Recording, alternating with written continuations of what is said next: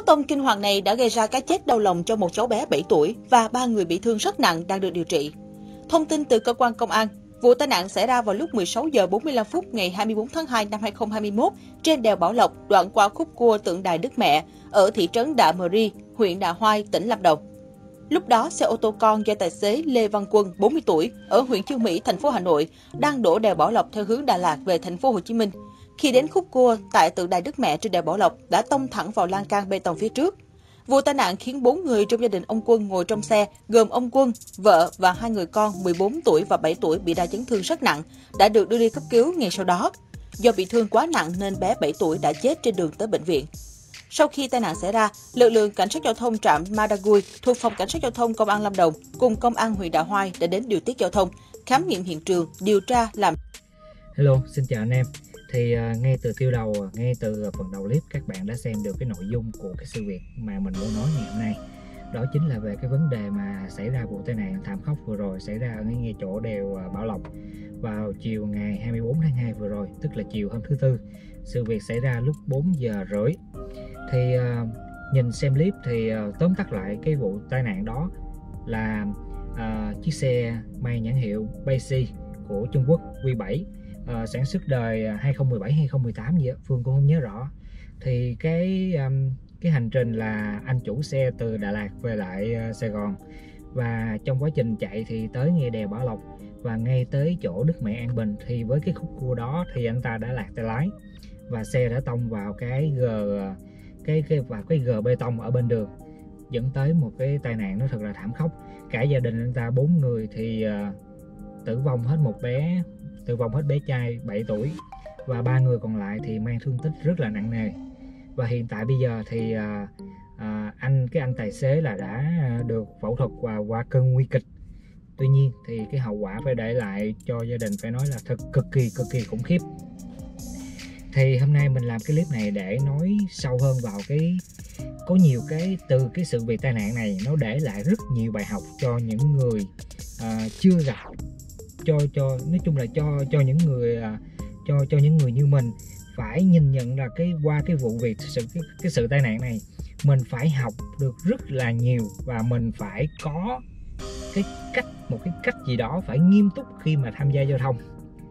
Ở cái vấn đề của cái sự việc của cái anh tài xế trong cái vụ tai nạn này thì có rất là nhiều cái mà chúng ta cần phải nói ở đây.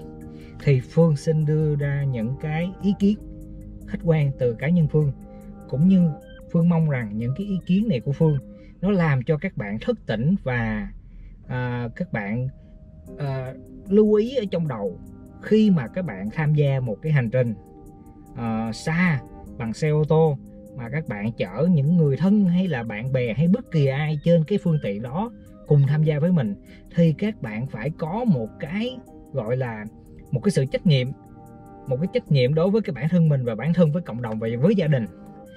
Ở trong cái trường quay trở lại trong cái sự việc của tai nạn này, Phương có một vài cái ý kiến muốn nhắn gửi đến cho các bạn và anh em.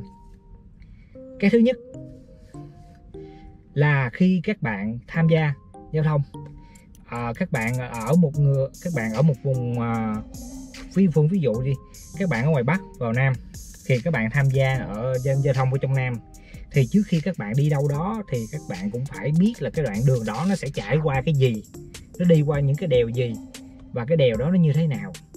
Ý nôm na là các bạn phải chuẩn bị trong đầu rõ ràng là cái hành trình, cái tuyến đường các bạn đi nó sẽ có những cái gì để các bạn lưu tâm và lưu ý để tránh những cái trường hợp nó đáng tiếc không xảy ra. Đó là cái thứ nhất.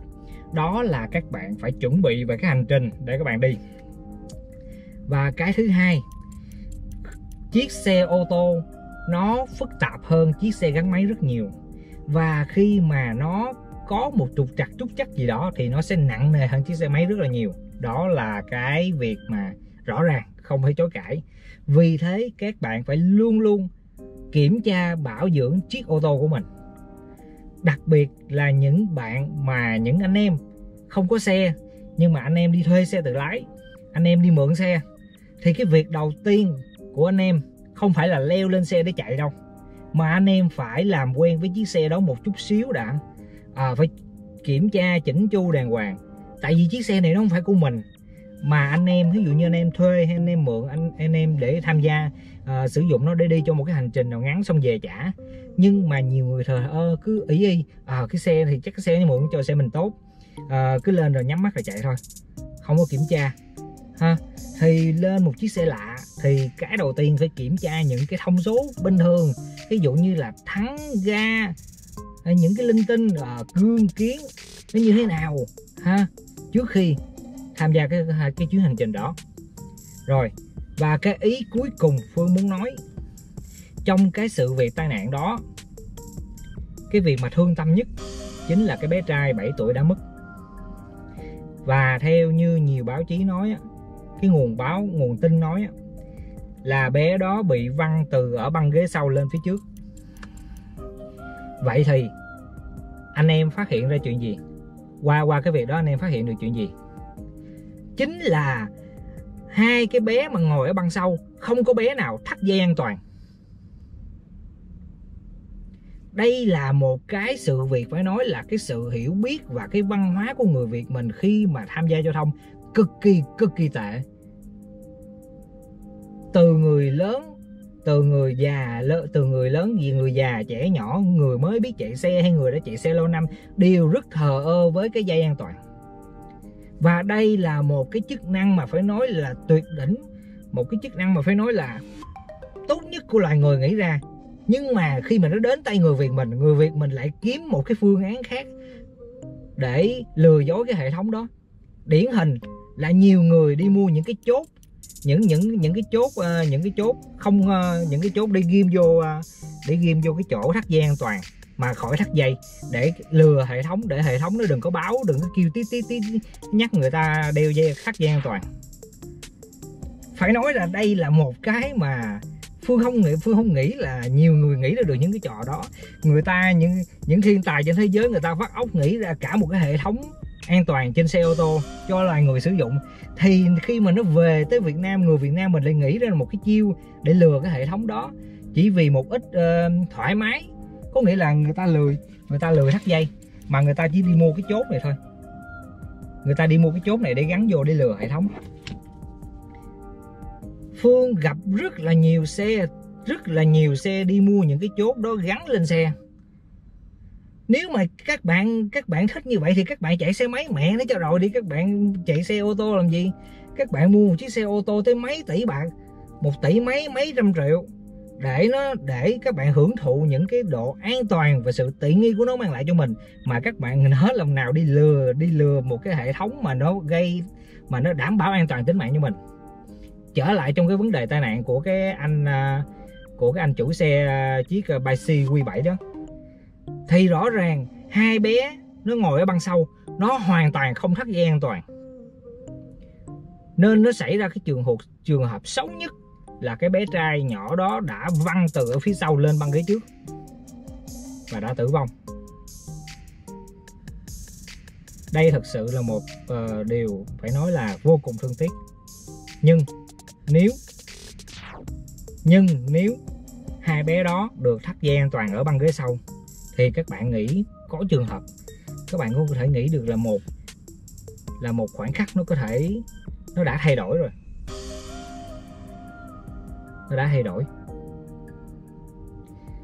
Và nay Phương làm clip này là có một lời nhắn gửi tới cho tất cả anh em và các bạn. Khi các bạn sử dụng phương tiện ô tô, tham gia giao thông và các bạn chở gia đình mình trên đó, con cái, vợ hay là người thân bạn bè, cha mẹ gì đó, thì hãy có trách nhiệm với bản thân mình bằng cách kêu họ thắt dây an toàn cho đúng cách.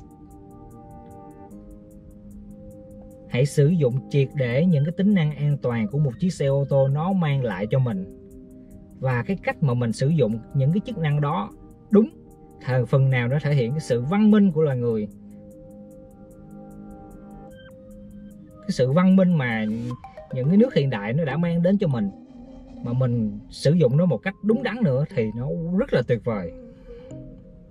Và nó tránh gây ra và nó tránh những cái tai nạn và những cái chuyện đáng tiếc mà không hề mong muốn để nó xảy ra. Đây là một cái lời nhắn nhủ rất là chân thành từ Phương. Mong tất cả các bạn và anh em hãy lưu ý và hãy xem quan trọng, hãy xem cái mức độ quan trọng của cái dây an toàn. Cái dây an toàn nha các bạn. Rất là nhiều xe dán những cái câu khẩu hiệu tính mạng con người là trên hết. Barbie on car, Barbie on board, xe có em bé. Nhưng mà khi em bé ngồi trong xe, các bạn lại không thắt dây an toàn cho nó, các bạn không trang bị cái sự an toàn cho từ xe dành cho nó. Vậy thì các bạn dán những cái câu khẩu hiệu lên xe làm cái gì? Có nhiều xe có em bé xin vui lòng thông cảm, tính mạng con người là trên hết.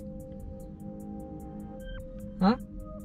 Các bạn luôn dán những cái câu khẩu hiệu nó nhìn thì nó vui, nhưng mà thật sự nó khi mà xảy ra sự cố mới biết là bạn dán những cái câu khẩu hiệu nó thật sự rỗng tuếch. Khẩu hiệu nó không bằng cái hành động các bạn à.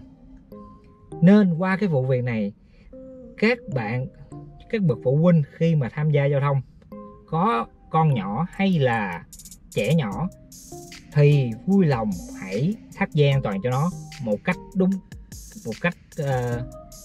cách, cũng như là các bạn cũng hãy nghiêm túc đối với cái việc thắt dây an toàn. Còn những cái người mà sử dụng những cái chốt á, có nghĩa là những cái chốt cài để mà ghim vô cái chỗ ổ dây an toàn để lừa cái hệ thống á, thì mình miễn bàn, mình không nói tới nữa ha. Thì những người đó khi mà nó gặp những cái sự cố rồi thì lúc đó họ sẽ nói nếu hoặc là giá như nha các bạn. Còn một cái sự việc nữa, cái việc mà nãy giờ Phương nói là cái sợi dây an toàn. Còn cái việc thứ hai là cái việc mà cửa sổ trời, là còn gọi là cái sunroof á các bạn. Thì những cái xe dạo này nó thiết kế cái cửa sổ trời thì mục đích có thể là nó lấy ánh sáng, lấy gió ha, lấy ánh sáng, lấy gió, có không khí đồ, chứ không phải người ta làm cái sunroof ra là để khuyến khích con cháu mấy em nhỏ đứng trên cái bục tì tay này để lôi đầu lên để quan sát được nha các bạn. Và đó là thêm một cái mà phải nói là chỉ có ở nước Việt Nam mình, những cái người mà sử dụng ô tô mà cho mở cửa sunroof ra mà cho mấy con nhỏ, con cháu mình nó đứng trên nó đứng ở trong cái bục này rồi nó đưa đầu nó lên để nhìn đường, quan sát đường. Thì đó cũng phải nói là một cái mà trí khôn của nhân Việt chứ không phải nhân loại nữa. Đó là những cái mà phải nói là sai lầm của người lớn, nhưng mà hậu quả là để tụi con nít nó gánh chịu. Cực kỳ tệ. Và đó là hai cái vấn đề mà Phương thật sự muốn gửi gắm tới các bạn và anh em. Cái vấn đề thứ nhất là hãy thắt dây an toàn một cách đúng cách và nghiêm túc, cho dù tham gia giao thông bất cứ cái hành trình nào, dù ngắn hay dù xa hay dù gần, hay dù hành trình xa đi đâu đó cùng với gia đình hay với bạn bè, đều hãy thắt dây an toàn một cách nghiêm túc. Và cái thứ hai đó là hãy có trách nhiệm đối với trẻ nhỏ và trẻ em khi mà nó ngồi trong xe của mình. Cái cửa sổ trời không phải mục đích để làm cho các em nhỏ đứng đưa đầu ra để nhìn cảnh hay làm cái gì đó ở ngoài ha các bạn. Đây là hai cái mà phải nói vô cùng cực kỳ tệ của người Việt mình ha. Phương phải dùng là từ người Việt luôn, tại vì tất cả những cái clip ở trên mạng nó share về những cái hình ảnh mà phụ huynh để cho trẻ nhỏ đứng qua cái cửa sổ trời sunroof này, nó có tất cả ở các vùng miền, nó không phải có ở riêng một cái vùng miền nào hết đó. Và cái việc thắt dây an toàn không nghiêm túc cũng tất cả người Việt Nam luôn, chứ không riêng về cái vùng miền nào hết. Và kế đến là sử dụng những cái chốt thắt dây an toàn để lừa hệ thống, nó cũng xảy ra hết. Tất cả người Việt luôn đều sử dụng có nhiều người ở tất cả vùng miền đều sử dụng sử dụng cái chốt cài đó để lừa hệ thống. Làm vậy chi vậy ta? Các bạn sử dụng những cái việc các bạn sử dụng những cái công cụ đó mà nó không mang lại sự tiện ích cho các bạn, mà nó gây ra cho các bạn cái sự mà thờ ơ, thiếu trách nhiệm đối với bản thân cũng như gia đình hay cộng đồng khi mà các bạn tham gia ô tô. Tại vì khi mà xảy ra những cái sự việc mà những cái tai nạn thương vong đáng tiếc như cái tai nạn xảy ra ở Bảo Lộc đó, thì các bạn sẽ thấy là giá như nếu mình không sử dụng cái chốt đó, hoặc giá như nếu mình luôn luôn dặn các thành viên trong gia đình thắt dây an toàn một cách đúng cách đó, và giá như mình lúc nào cũng tỉnh táo để tham gia giao thông. Nó nhiều cái giá như khi mà nó xảy ra tai nạn lắm các bạn. Thì qua cái clip này mình muốn có đôi lời nhắn gửi tới các bạn.